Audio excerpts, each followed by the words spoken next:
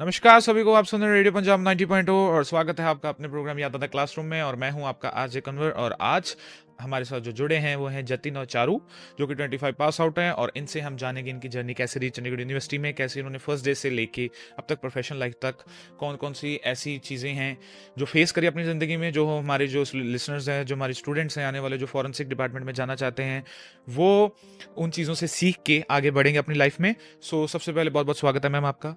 और सर आपका मेरा फर्स्ट क्वेश्चन सर आप दोनों से यही होगा कि आप हमें ये जरूर बताएं कि आपने किसकी गाइडेंस से यहाँ पे एडमिशन ली। थैंक यू, आपने यहाँ पे हमें इनवाइट किया है। तो सीयू में एडमिशन लेने का मेरा जो पर्सनल वो था, ये था कि मुझे प्राइवेट यूनिवर्सिटी से स्टडी एक्सपीरियंस करनी थी। तो मैंने पहले जो अपनी बैचलर्स है वो पंजाब यूनिवर्सिटी से की है।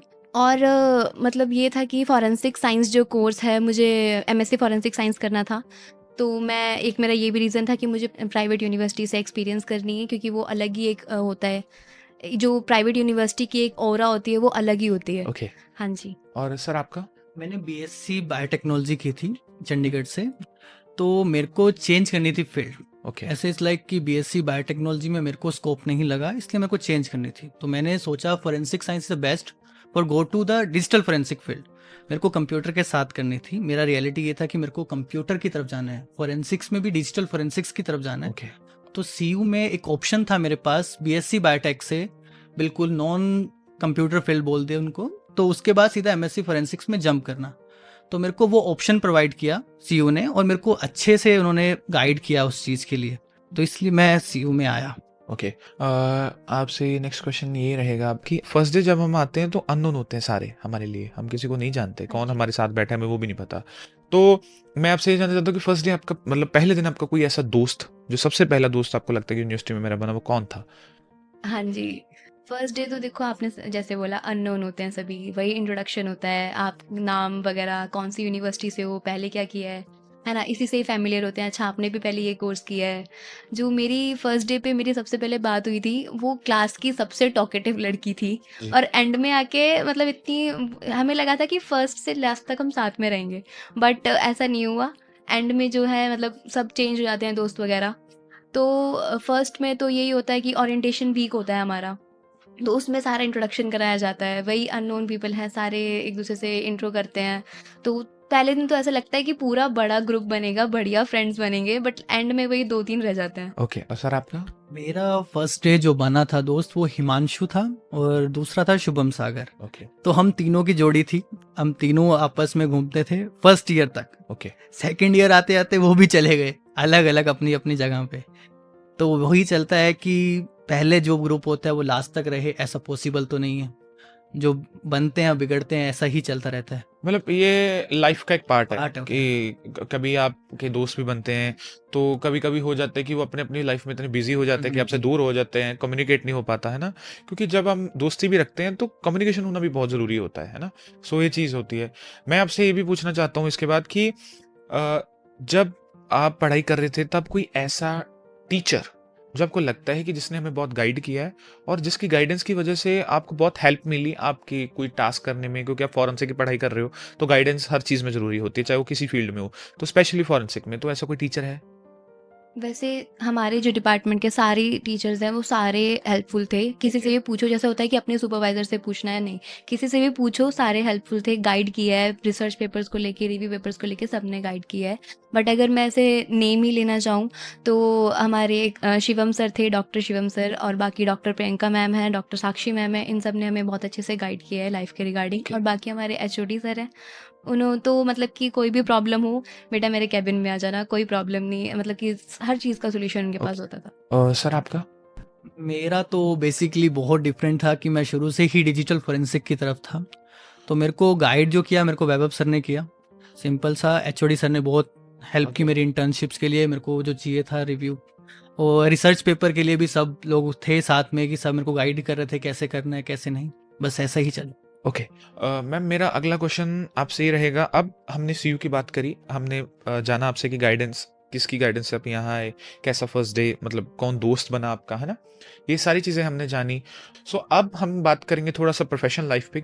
हमारे जो लिसनर्स हैं, हमारे जो स्टूडेंट्स आने वाले हैं, उनको भी कोई ना कोई मैसेज ज़रूर जाए। सो मैं आपसे ये क्वेश्चन पूछना ज़रूर चाहूँगा कि जब आप फॉरेंसिक की पढ़ाई करते हो, कोई भी पढ़ाई हो, अगर मैं भी पढ़ाई करी है या कोई भी बच्चा पढ़ाई कर रहा है, तो वो पढ़ाई करते करते जानता है कि इसका कितना स्कोप होगा, क्योंकि रिसर्च भी होती है, असाइनमेंट्स भी होती हैं। तो उसके बारे में हमें ज़रूर बताएं कि क्या पढ़ाई करते करते आपको कहीं ना कहीं लग रहा था कि इसका कितना ही स्कोप होगा, क्योंकि हर बच्चे के दिमाग में ये चीज़ ज़रूर आती है। ये जो आपने चीज़ बोली कि कितना स्कोप होगा, ये एंड तक आता है। जब तक हम लास्ट एग्जाम्स दे देते हैं तब तक ये जो क्वेश्चन है हमेशा आता है कि इसका स्कोप होगा, आगे हमें जॉब मिलेगी कि नहीं। बट ये है कि देखो, अपॉर्चुनिटीज़ और जो कंपटीशन तो हर फील्ड में है। ओके। कंपटीशन का ऐसा नहीं है कि फॉरेंसिक में है या फिर सिर्फ इसी में है या इंजीनियरिंग में है, हर फील्ड में कंपटीशन है। तो उसके साथ साथ अपॉर्चुनिटीज़ भी है। अब वो हमें देखना है कि हम उसको कैसे ग्रैब करते हैं, ठीक है, कहाँ पे अप्लाई करते हैं। अगर हमारे पास मतलब जैसे कुछ चीज़ों को हम लेके चलें, देखो मौज मस्ती तो हम करते ही हैं, ठीक है, वो तो ऐसा है कि भाई ऐसा नहीं कि पूरा ऐसे स्ट्रेस में आ जाना है कि नहीं हमें जॉब देखनी है आगे, ऐसे स्ट्रेस में आके तो कुछ नहीं होगा। तो एक ऐसे फोकस रखो कि हमारा ये करियर है, साथ में एक ऐसे स्ट्रेटेजी लेके चलो एक करियर पाथ के लिए। तो अगर हम ऐसे फोकस्ड रहते हैं तो साथ साथ में ये चीज़ें अपने आप मतलब हमें अपॉर्चुनिटी मिल जाती है। जैसे मैं हूँ, मेरे को ऐसे था कि हम बाद में क्या करते हैं फॉरेंसिक में या फिर किसी भी जैसे लैब वाली फील्ड होती है उसमें हम इंटर्नशिप्स करते हैं, ठीक है। तो बच्चों को ऐसा होता है कि इंटर्नशिप से हमें एक्सपीरियंस मिलेगा, है ना। तो उसमें हम अपने कनेक्शंस बनाते हैं, तो पता नहीं लगता कि कहाँ से कब कौन हमारे से काम आ जाए, कौन सा कनेक्शन हमें कहाँ से हमारी जॉब लग जाए, कौन सा इंटरव्यू क्रैक हो जाए। बिकॉज कनेक्शंस तो हर फील्ड में जरूरी हाँ है। जी। हाँ जी। तो यही है कि स्कोप हर फील्ड में है, बट ये हमें देखना है कि हम उसे कैसे ग्रैब करें, कैसे ढूंढें। सर आपका? मेरा तो ये था कि मेरे को शुरू से ही ऐसा लग रहा था कि कहाँ स्कोप है, गवर्नमेंट में स्कोप है, प्राइवेट में स्कोप है, कुछ आइडिया ही नहीं हो रहा था लास्ट तक।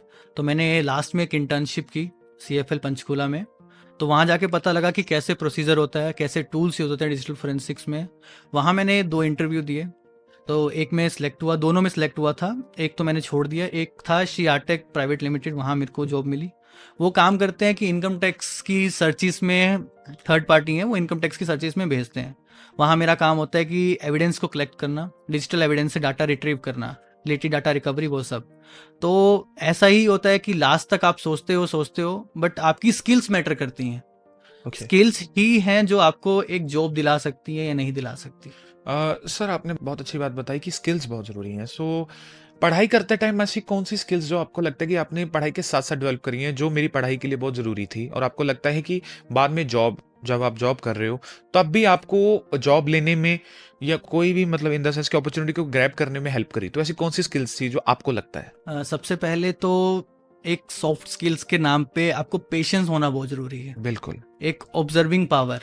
ओके। टूल्स, ऐसा होता है कि टूल्स डिजिटल फोरेंसिक्स में टूल्स बहुत इंपॉर्टेंट होते हैं, और टूल्स का जो बैक एंड है वो जरूरी होता है कि वो कैसे ऑपरेट होता है। तो मैंने वही स्किल्स CFL पंचकूला में सीखी कि कैसे मोबाइल्स को ऑपरेट करते हैं, मोबाइल फोरेंसिक्स में कैसे काम होता है, नेटवर्क फोरेंसिक्स कैसे काम होता है। तो अलग अलग मैंने अपनी स्किल्स वहाँ से डेवलप की सॉफ्ट स्किल के साथ। ओके। सर आपने बहुत अच्छी बात बताई, सॉफ्ट स्किल्स जो एक सब्जेक्ट भी होता है हमारे पास, है ना, जहाँ पे हमें एक्चुअली कम्युनिकेशन करने का वे आता है। बहुत अच्छी बात है मैम आपने बताई। और मैं आपसे अब लास्ट क्वेश्चन कहूँगा, यही पूछना चाहता हूँ कि कोई एक मैसेज जो आप फॉरेंसिक इंडस्ट्री में आने वाले स्टूडेंट्स को कहना चाहते हो, बताना चाहते हो कि आपको आना चाहिए, नहीं आना चाहिए, और एक कॉमन मैसेज जो आप हमारे लिसनर्स को देना चाहते हैं। मैम पहले आप बताइए। फॉरेंसिक साइंस एक बहुत ही अच्छी फील्ड है, लाइक ऑब्जर्वेशनल फील्ड है। ये सब कुछ ऐसे ऑब्जर्व करना है, उसके बाद आपको एक कंक्लूजन पे आना है।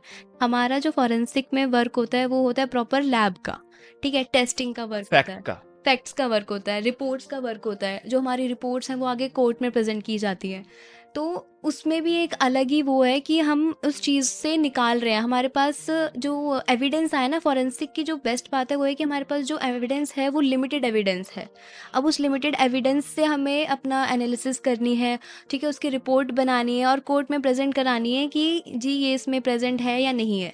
तो वो एक अलग ही ऑब्जर्वेशन वाली जो फील्ड है ये। तो इसमें फील्ड में आओ, जिसका इसमें इंटरेस्ट है आओ, स्कोप वाली कोई बात नहीं है। देखो कंपटीशन हर फील्ड में है, तो मतलब वही है कि अगर आप अच्छे से करोगे, उस फील्ड में बने रहोगे, फोकस्ड रहोगे, तो आगे तक जाओगे। ओके। मैं यही कहना चाहता हूँ कि आजकल की जो जनरेशन है वो चिल, जेनजी चिल। हाँ जी। वो ज़्यादा ना करें। हाँ जी। तो वो चिल का मतलब ही उनका क्या है, ड्रग्स, हाई होना ना, अल्कोहल। अल्कोहल, यही नहीं होना चाहिए, क्योंकि लाइफ बहुत प्रीशियस है। आपके पेरेंट्स के सपने, आपकी सोसाइटी के सपने, सबके साथ आपके साथ जुड़े हुए हैं, तो ये अवॉइड करें जितना हो सकता है। ओके, सो बेसिकली आप कहना चाहते हो कि अल्कोहल से दूर रहें। बहुत अच्छी बात बताई मैम आपने भी, और सर आपने भी बहुत अच्छे मैसेज दिया हमारे जो लिसनर्स हैं। मुझे उम्मीद है कि उनको ये सब सुन के अच्छा लगा होगा, कुछ सीखा होगा इन चीज़ों से। सो दोस्तों, ये थे जतिन एंड चारू, जो कि 25 पास आउट थे और चंडीगढ़ यूनिवर्सिटी से, जिनसे हमने जाना उनकी लाइफ के बारे में कि कैसे उन्होंने जर्नी सीयू में स्टार्ट करी, प्रोफेशनल लाइफ तक हमने बहुत सी बातें जानी। और ये बातें जान के मुझे तो बहुत अच्छा लगा, मुझे बहुत नॉलेज मिली इस चीज़ से कि कैसे हम अगर अपनी कॉलेज लाइफ को मतलब साइड पे होके अगर हम प्रोफेशनली कुछ सोचें, प्रैक्टिकली होके सोचें, तो बहुत कुछ किया जा सकता है, चाहे वो फॉरेंसिक का, चाहे वो कोई भी फील्ड है।